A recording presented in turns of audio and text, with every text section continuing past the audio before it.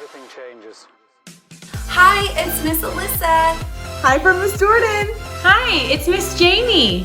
Hi, it's Miss Anna. Hi, it's Miss Wendy.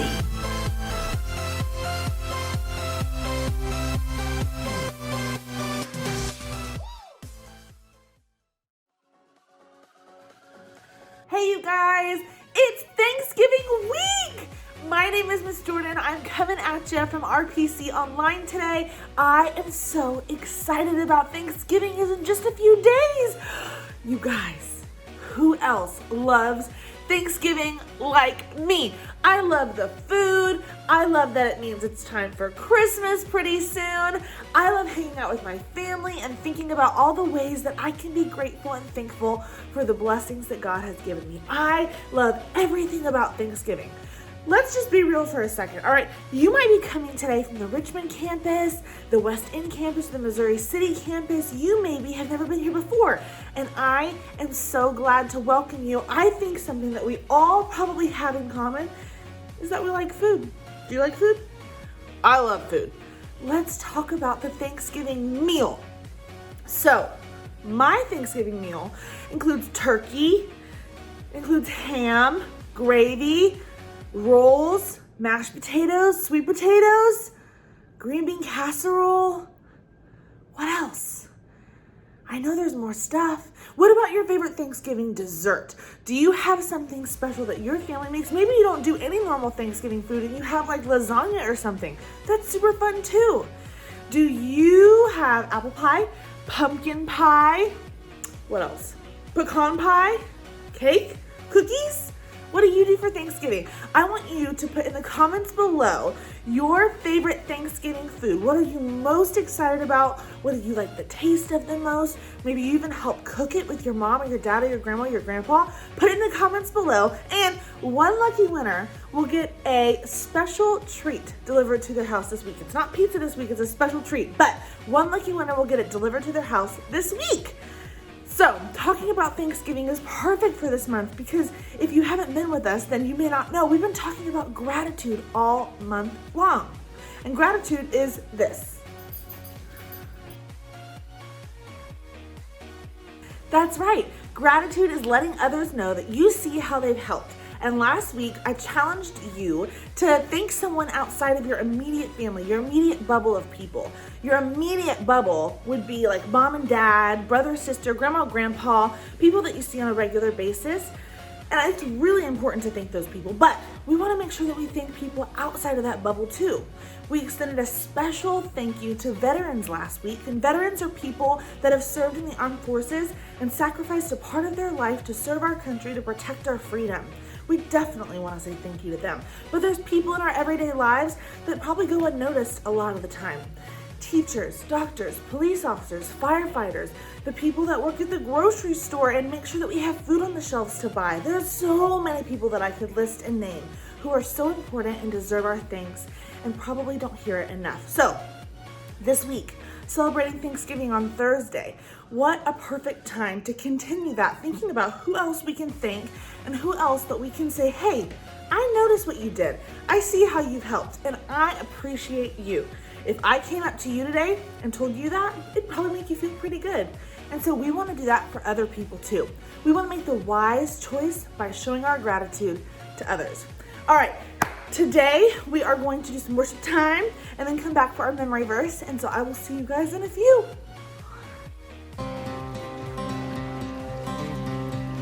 In my wrestling and in my doubts, in my failures, you won't walk out.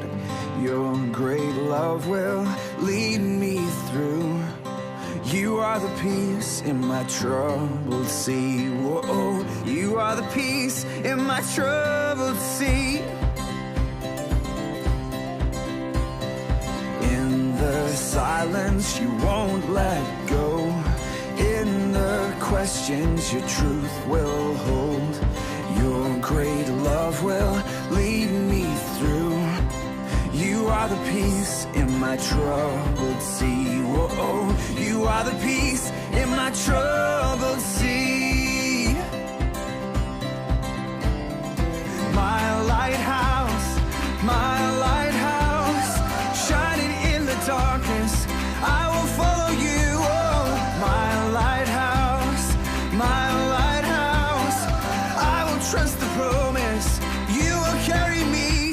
to shore, safe to shore, safe to shore, safe to shore. I won't fear what tomorrow brings. With each morning I'll rise and sing. My God's love will lead me through. You are the peace in my troubled sea. Whoa, you are the peace in my troubled sea. Oh, you are my light, my lighthouse, my lighthouse, shining in the darkness. I will follow you. Oh, my lighthouse, my lighthouse. I will trust the promise. You will carry me safe to shore, safe to shore, safe to shore, safe to shore. Fire before us, you're the brightest. You will lead us through the storms. Fire before us, you're the brightest. You will lead us through the storms. Fire before us, you're the brightest. You will lead us through the storms. Fire before us, you're the brightest. You will lead us through the storms. My lighthouse, shining in the darkness. I will follow you. My lighthouse, I will trust the promise. You will carry me safe to shore, safe to shore, safe to shore,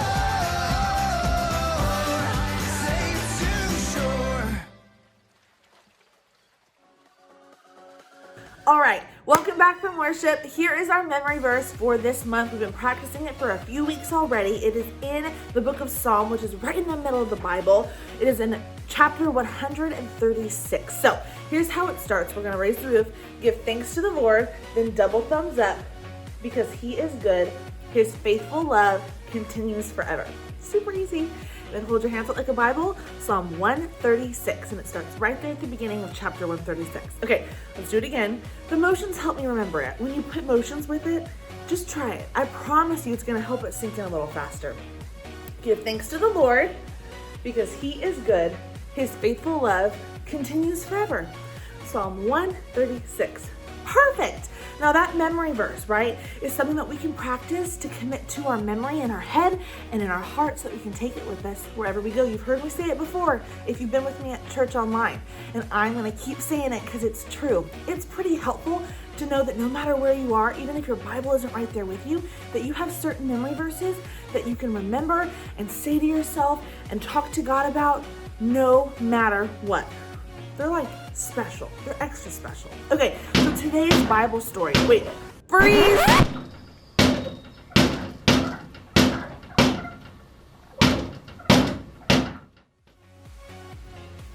You guys, I think he heard me talking about the Thanksgiving food at the beginning. That turkey is mad. Okay, so when you respond in the comments, if your answer was turkey as your favorite Thanksgiving food, maybe pick a new one. I'm just saying. Okay, here's the deal. Here's what I was trying to say before I got interrupted by that. This week's Bible story is all about gratitude. And gratitude, remember, is letting others know that you see how they've helped. And in the Bible, Jesus sometimes uses other people to tell stories, and he would use examples of things that would be familiar to people, something that they could recognize and understand, to paint a picture. And so this example, he was trying to explain something about heaven. And he used an example that happens in a vineyard, which is where grapes grow. And you just have to watch and see what happens. But check it out. I'll see you right back. I'm gonna go deal with this turkey. The Bible. It's 66 books of history, Stories, letters, and poetry that fit together to form God's one big story. The epic adventure of how He created us and loves us so much that He made a way to rescue us. As we travel through the Bible, from Genesis to Revelation, we discover people who met God and found their lives changed forever. And now for an amazing story, inspired by the book of Matthew, chapter 20, verses 1 through 15. While Jesus taught in many different ways, He often shared the most important truths as stories. He used the things and animals and situations in people's everyday lives to help them understand things that were bigger. One day, Jesus explained to His closest friends what the kingdom of heaven was like, and He used a story to help it connect. Now, if He told that story to us today in our world right now, I think it would go a little something like this. There once was a man who owned a large vineyard. Here at Grape Escape Vineyards, we specialize in red, white, and green grapes. One bright autumn day, the man called in his manager to find out how his harvest was doing. It's doing great. Thanks a bunch. We shall pick the grapes immediately before the beetles nibble them up. That's some good raisoning. The next morning, the vineyard owner rose while it was still dark and hurried to the center of town. He arrived at around 6 a.m. and there were people still standing around noshing on grape jelly muffins. Are you looking for work? Yes, indeed. How much do you pay? $100 for the day. Precisely perfect. Let us proceed. The owner led the workers back to his vineyard. Baskets, hats, don't squash the grapes. Oh, well, what happens if we do that?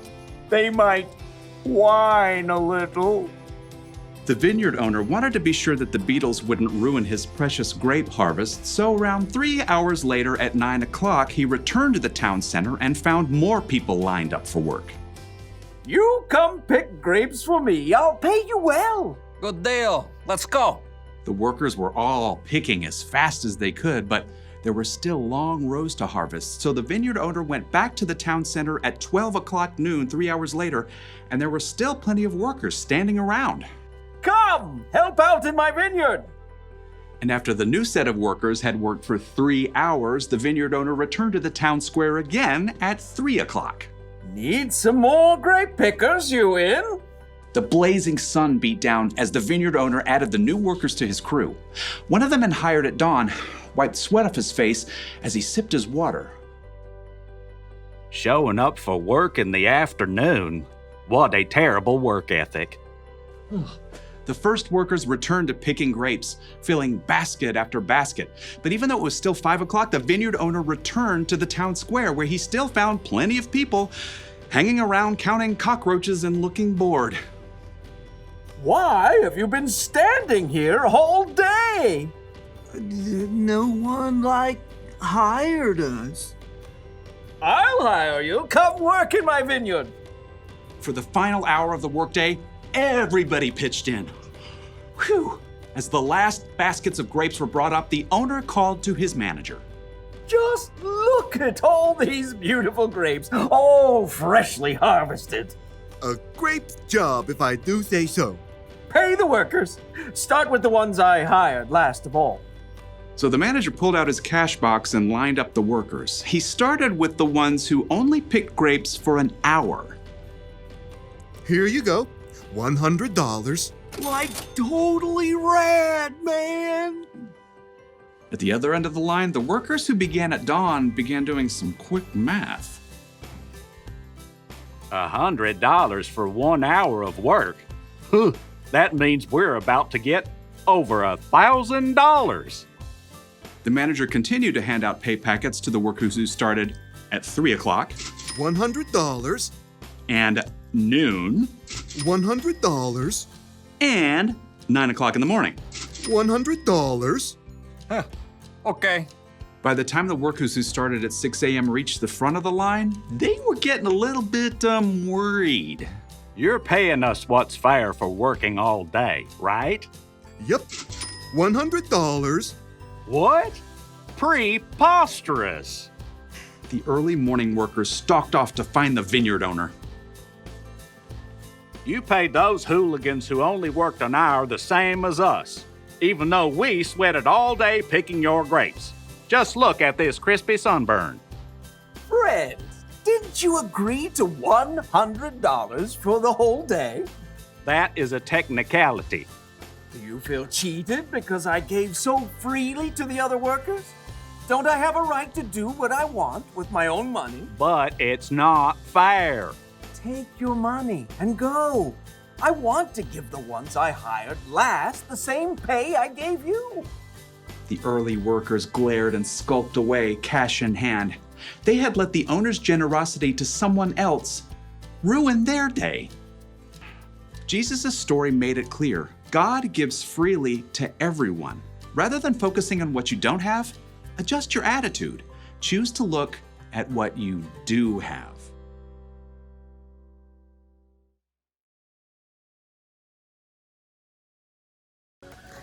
So here's the moral of that story. God gives freely to everyone. And it's important that we're grateful for what we do have instead of focusing or dwelling on what we don't have. I know that I am guilty of this. I have seen something else that one of my friends has, or maybe it's someone I don't even know, and I'm looking at something that they have that I want. And I'm focusing on that thing that I don't have, instead of all the things that I do have. God has blessed my life just like He's blessed yours in a different way than the person that would be sitting next to you, or the person who lives in the house next door to you, or the other person in your class, and that's okay. Our lives are not all supposed to look exactly the same, but I promise that all of us have something to be grateful for. So when we go to God and we talk to Him about those things that we're grateful for, that makes Him happy. That makes Him smile, because He has given us those blessings, especially for you and especially for me. And us expressing gratitude helps us to focus on the things that count, the things that matter, the things that we do have in our life to be grateful for. So let's close in prayer today. I want to wish you a happy Thanksgiving before we leave. Spend it with your family. Have a great time together. I know that Thanksgiving this year might look a little different than it has in years past. And I know that no matter what, how different it looks, it can still be special. Let's hold our hands and bow our heads. Dear God, you have done so many wonderful things to bless our lives. You even sent your own Son, Jesus, here to be the Savior of the world, to die on the cross, to pay the price for our sins, to rise again so that we could spend forever in heaven with you when we just believe. God, thank you for that gift and the many other blessings we have in our life, and help us to focus on those things so that we can get in the habit of being grateful. We love you. Amen. All right, you guys, I will see you next time. It'll be a whole new week and our last time to talk about gratitude before we start December. So I will see you guys really soon. Happy Thanksgiving. Bye.